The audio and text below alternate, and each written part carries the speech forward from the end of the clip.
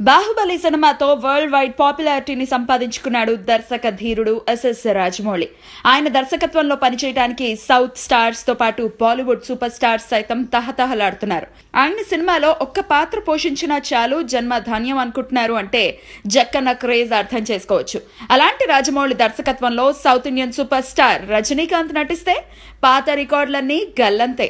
ప్రస్తుతం జక్కన్న బాహుబలి పనుల్లో బిజీగా ఉన్నాడు. దాని తర్వాత తన డ్రీమ్ ప్రాజెక్ట్ మహాభారతాన్ని పట్టాలెక్కించేందుకు రెడీ అవుతున్నట్లు టాలీవుడ్ టాక్. ఇప్పటికే స్క్రిప్ట్ పై కసరత్తు పూర్తి చేసిన జక్కన్న నటీనటుల ఎంపికపై దృష్టి పెట్టినట్లు తెలుస్తోంది.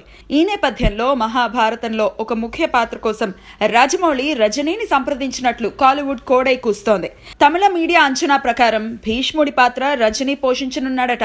దీనిలో నిజమెంతుందో తెలియదు కానీ ఈ వార్త ఇప్పుడు కాలీవుడ్ టాలీవుడ్ వర్గాల్లో హాట్ టాపిక్ గా మారింది.